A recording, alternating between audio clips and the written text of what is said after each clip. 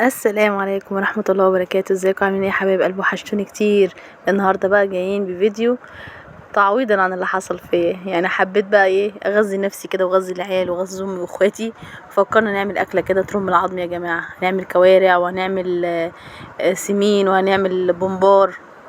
بما ان بقى الموضوع بتاعي يبقى الوضع كما هو عليه والقانون لا يحمي المغفلين. عليكم فاكرين الكلمه دي كويس وانا بقولها لنفسي. والله يا جماعه حذروا والله العظيم الموضوع دوت. انا عايزه اقول لكم انا خدت كل الاجراءات ورحت القسم ورحت عملت محضر ولفيت لفه حلوه من اسم مدينه نصر اول لاسم مدينه نصر تالت لحد ما وصلت لحد اللي هو الاسم الاتصالات اللي في العباسيه. وبعدين ودوني العمران، بعدين ودوني لرمسيس، وفي الاخر عملت محضر. بس انا عايزه اقول لكم يا جماعه الموضوع منتشر جدا، لان في ناس كتير قوي عندها الموضوع ده وحصل معاها. يعني مش انا لوحدي المغفله. الحمد لله على كل حال، وادعوا لي ربنا يعوض عليا ويسدد ما عليا ويسدد الدين اللي عليا ده. يلا بقى تعالوا نشوف هنعمل ايه. هنعمل بقى الكوارع النهارده مع بعض. الاول سخنت ميه ورحت حطيت الكوارع فيها، طبعا كانت مغسوله وكانت متنضفه وزي الفل. وبعد كده رحت ايه يعني اديتها غلوه كده بالميه بحيث لو فيها اي حاجه زفاره ولا فيها اي حاجه ترجع تاني نضيفه. وبعدين دلقت الميه وحطيت ميه سخنه وحطيت عليها طماطميه وبصلايه وقرن فلفل وعندك ورق لورا وحطي البهارات اللي عندك وحطيتها فيها. وتعالوا بقى نعمل مع بعضنا رز الفته عشان الكوارع ما تحلاش الا بالفته. رحنا بقى جبنا حته سمنه بلدي حلوه كده سيحناها ورحنا نازلين عليها بالميه السخنه على طول. يا دوبك خدت غلوه ونزلت عليها بالفلفل الاسمر والملح ومكعب ماجي. وبصوا هنا ادي الكوارع بعد ما طلعتها من الميه الاولانيه، ودي الميه التانية نظيفه وزي الفل. والكوارع بتاعتنا الله اكبر عليها بجد كانت حكايه. هي دي الاكلات اللي ترم العظم ولا ايه؟ عشان خاطر نعوض ما فاتنا. وهنعمل بقى هنا مع بعضنا الصلصه بتاعه الفت. حطينا فص ثوم محترم كده ورحنا نزلنا عليه بشفشق طماطم وسايبينه مع بعض يتسبك على جنب. وادي معانا الميه بتاعه الرز غليت اهي، هننزل عليها بالرز. وادي الكوارع. هي خدت شويه سوا معايا بصراحه مش هكدب عليكم، يعني طولت معايا في السوا، مع اني حطيت لها حبه سكر كده. وفي ناس بتقول بيحطوا نوى بلح. حد جربه ولا لا؟ انا ما جربتهاش قبل كده والله. لو حد جربها يبقى عرفني. يعني لما تكون حاجه عندكم كبيره مثلا عايزين تسووها على طول تعملوا ايه؟ دي هريسه شطه انا عاملاها في البيت. بما ان الفلفل الاحمر نزل اللي هو شبه البلح الزغلول ده نزل، فانا بحب الفلفل ده قوي. فبجيبه وبروح مدياله نص سلقه كده واروح ضربه في الخلاط او في الكبه واحط له ملح واحط له الزيت واغطيه في البطرمان وباخد منه على طول. هنيجي بقى نعمل هنا مع بعضنا الطشه بتاعه الفته. يا سلام، عايزه اقول لكم الروايح جامده. حطينا التومه وحطيت معلقه هريسه برده شطه. انا عايزه اقول لكم الهريسه دي يعني عايزه اقول لكم اللي هي مولعه نار، بس انا بصراحه ربنا بحبها. وانتوا طبعا عرفتوا خلاص انا بحب الاكل يكون سبايسي.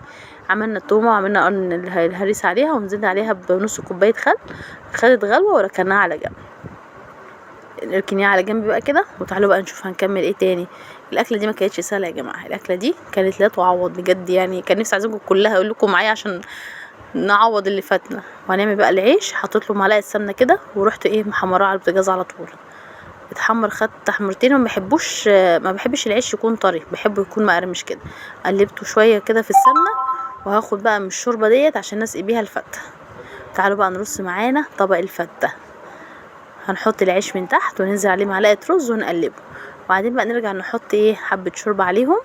طبعا كلكم اساتذه يا جماعه مش محتاجين يعني. يلا بقى لو وصلتي معانا في القناه لحد هنا ادعي لي دعوه حلوه وقولي ربنا يعوض عليك يا ام اسامه، ودوسي لايك واشتركي في القناه عشان يوصلك كل جديد. يمكن القناه بتاعتي دي يكون سبب رزق ليا ويعوضني بيها ربنا يا رب، ويعوضكم جميعا لو اي حاجه حصل لكم شر او حاجه. هنسي بقى الكوارع بالفته بتاعتنا. معلش بصوا شكلها اصلا بتتاكل الاكل كده. انا من عشاق الفته وعندي ساندي بنتي بتحب الفته جدا. يعني كنا فكرنا نعمل الكوارع بصلصه بس كده، بس هي قالت لا انا عايزه فته. هننزل عليها بقى هنحط بص الصلصه بتاعتنا اتسبكت وحطينا الرز على الوش اهو. وهننزل عليها بالصلصه. يا سلام، بص التسبيكه حكايه. يلا بقى دوسي لايك واشتركوا في القناه لحد هنا بقى وكملي شوفي ايه رايك. قولي لي ايه رايك يا ام اسامه كده في الحاجات اللي بنعملها دي. هنظبط الطبق بتاعنا ونروح جايبين عليه بقى التومه ونروح رصينا عليها التومه مخل. طبعا بقى كان الكلام دوت عندي في الشقه فوق. كان الاستاذ عماد كان معظم الله اجره كان تحت بقى في الشقه عند ماما كان بيكمل بقيه الحكايه دي كده. الكوارع بعد ما اتسلقت ودي بصوا والله كانت دايبه. واحنا بقى يعني قطعت كام حته كده حطيتهم على وش الفته. ودي الكوارع بصوا حكايه. وبصوا الشوربه بتاعتها نظيفه وزي الفل. عايز تشربيها كده بمعلقه عشان تعوضنا كده. تعالوا بقى نشوف تحت استاذ عماد عمل ايه. استاذ عماد بقى كان موجود في الشقه عند امي تحت، وراح عامل لنا اللي هو السمين. انا ماليش فيه قوي يعني، بس يعني هو عمله. كانت امين عامله البمبار، وكانت عاملين كفته وعاملين لسان وعاملين لحمه، كل دوت. بس انا خساره ما عرفتش اصوره والله، يعني كنت فاكره اللي هو هيستنى لحد ما انزل ونصوره، بس هو صوره. بصوا يا جماعه الاكله دي تحفه. انا ما اكلتش من الكلام دوت يعني، بس هم كانوا بياكلوا يقولوا حلو. انا ماليش في الحاجات دي، انا ليا في البومبار والفته والكوارع من جوه، يعني ما بحبش الجلد بتاع الكوارع اللي بره ده. في حد زي كده ولا انا مختلفه عن الناس؟